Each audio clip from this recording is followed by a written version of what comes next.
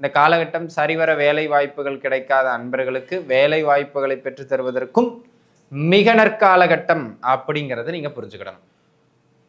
அந்த விதத்தில் அன்பர்களே, மேசராசி அன்பர்களுக்கு இந்த காலகட்டம் வருமான ரீதியாக மிக சிறப்பு பெறுகின்ற ஒரு காலகட்டம். அதே போல் அன்பு நண்பர்களே, இந்த நீண்ட நாளா இந்த வீடு கட்டணும் அல்லது ஆல்ரெடி கட்டப்பட்டிருந்த வீடை வந்து இந்த பட்டி பார்த்து டிங்கரிங் பண்ண ஒரு பக்கம் டேமேஜ் ஆயிருக்கு அப்படிங்கிற மாதிரியான ஆட்களும் இந்த காலகட்டத்தில் அந்த வீடு வாங்குறது அல்லது வீடு கட்டுறது அல்லது சொத்து வாங்குறது, இந்த சொத்து பத்து சேர்க்கை சார்ந்து ஒரு சில நல்ல விஷயங்கள் நடைபெறுகிற காலகட்டமாக இந்த காலகட்டம் அமைகிறது அப்படிங்கிறது நம்ம புரிஞ்சுக்கிடணும். சரிங்களா? ஆக அந்த விதத்தில் அன்பர்களே, இந்த காலகட்டம் மிக மிக சிறப்பான காலகட்டம். 4ஆம் இடமோ 11ஆம் இடமோ சம்பந்தப்பட்ட தசாபுக்தியும் நடக்கின்றது என்றால் தாராளமாக இந்த வீடு சம்பந்தமான சொத்துக்கள் வாங்குறது சம்பந்தமான மூமெண்ட் சிறப்பாக இருக்கும். ஓம் நம சிவாய. தென்னாடுடைய சிவனையை போற்றி.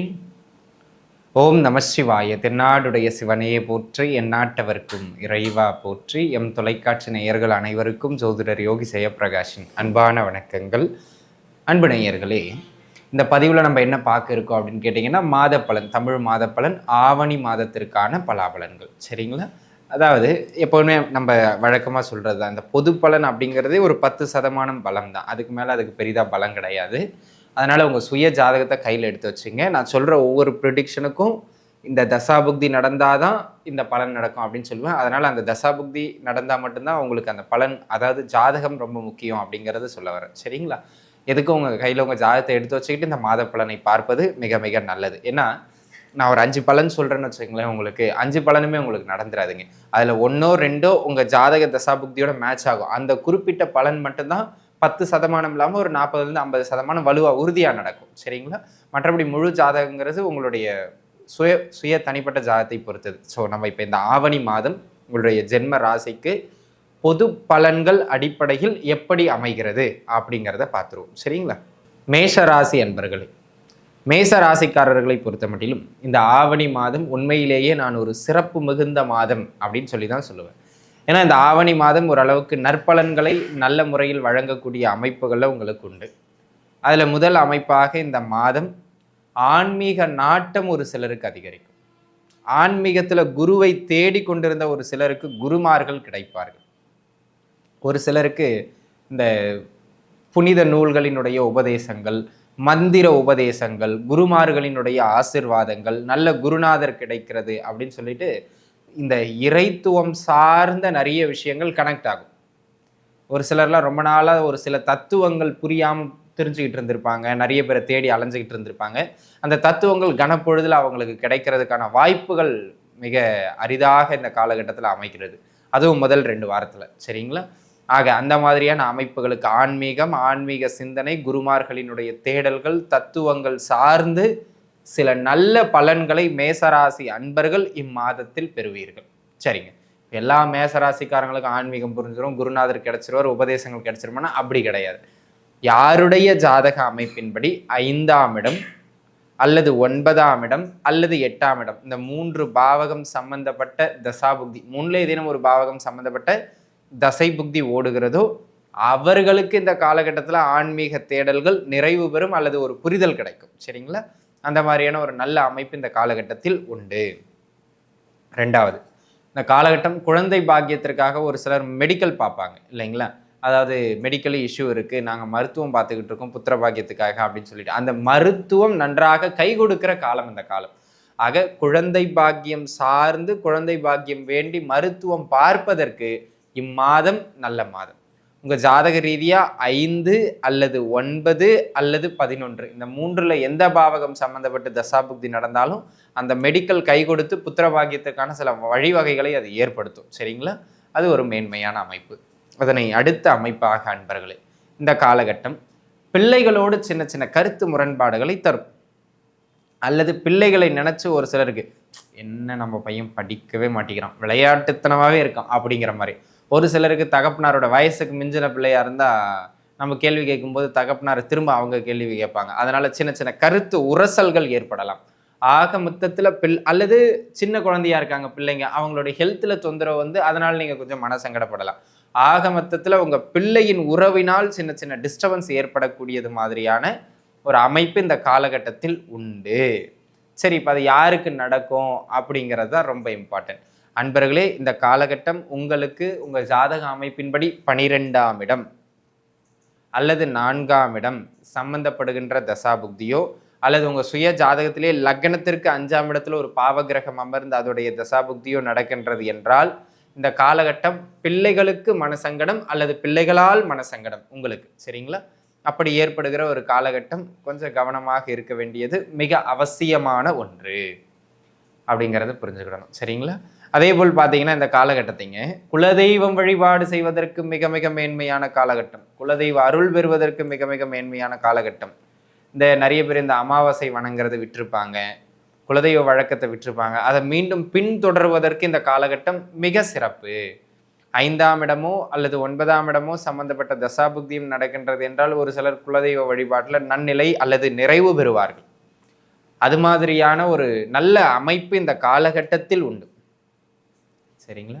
இது ஒரு பக்கம். அப்படியே இந்த மாதத்தோட கடைசி 2 வாரத்தை எடுத்துக்கோங்களேன், குட், நல்ல குட். அதுவும் 14 தேதியில இருந்து அந்த மாதிரியான ஒரு அமைப்புடைய காலகட்டமாக இது அமைகிறது. 2வது, இந்த காலகட்டம் சரிவர வேலை வாய்ப்புகள் கிடைக்காத அன்பர்களுக்கு வேலை வாய்ப்புகளை பெற்று தருவதற்கும் மிக நற்காலகட்டம் அப்படிங்கிறத நீங்க புரிஞ்சுக்கிடணும். அந்த விதத்தில் அன்பர்களே, மேசராசி அன்பர்களுக்கு இந்த காலகட்டம் வருமான ரீதியாக மிக சிறப்பு பெறுகின்ற ஒரு காலகட்டம்.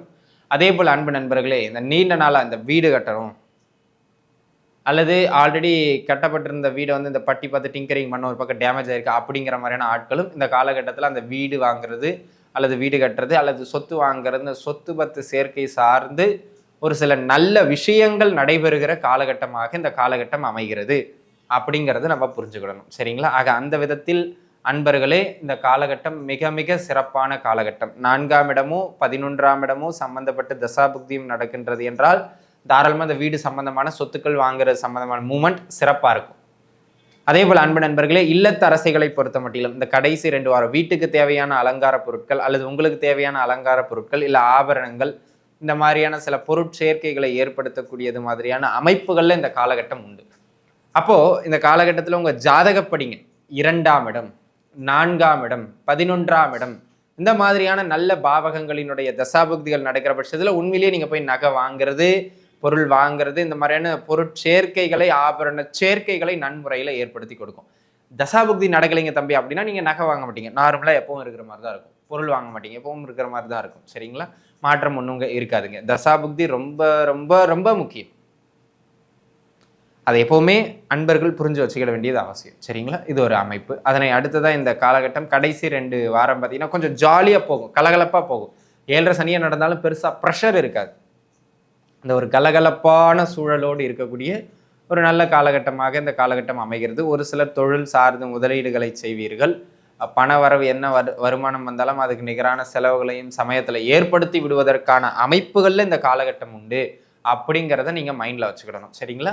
ஆக அன்பர்களே, இந்த காலகட்டத்தை பொறுத்த மட்டிலும் பொதுவாகவே ஒரு நல்ல காலகட்டமாக அமையப்பெறுகிறது இந்த கடைசி 2 வாரத்தை பொறுத்த மட்டிலும், சரிங்களா?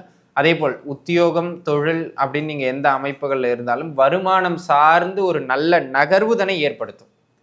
ஜாதக ரீதியாகவும் 9ஆம் இடமோ 10ஆம் இடமோ 11ஆம் இடமோ சம்பந்தப்பட்ட தசாபுக்தியும் செல்லும் அப்படின்னு கேட்டிங்கன்னா இந்த தொழில் அமைப்புகள்லாம் ஒரு ஃப்ளோ நல்லா நகரும், கையில் ஒரு 4 காசு வருமான ஓட்டத்தை ஏற்படுத்தி கொடுக்கும். ஆகையினால் அன்பு நண்பர்களே, இந்த காலகட்டம் உண்மையிலேயே மேசராசி நேயர்களுக்கு வருமான அமைப்புகள் சார்ந்து ஏற்றங்களை பெற்று தருகிற நற்காலகட்டம். அதேபோல் திருமண முயற்சிகள் நன்முறையில் கைகூடி வருகின்ற ஒரு ஆகச்சிறந்த அமைப்பு, சரிங்களா?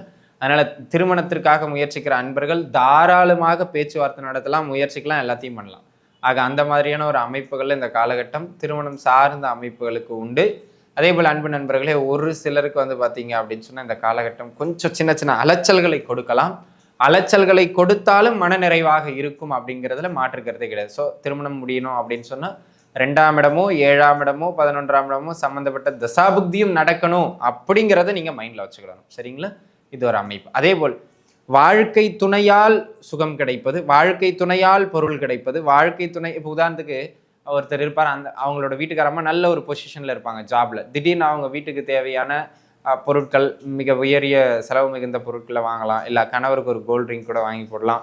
அந்த மாதிரியான அமைப்புகள்ல இங்க பாத்தீங்கன்னா இது வாழ்க்கை துணையால் சில நன்மைகளையோ நம்முடைய வசதியை கூட்டக்கூடிய அமைப்புகளையோ செய்கின்ற ஒரு மாதம் கடைசி 2 வாரத்தில், சரிங்களா?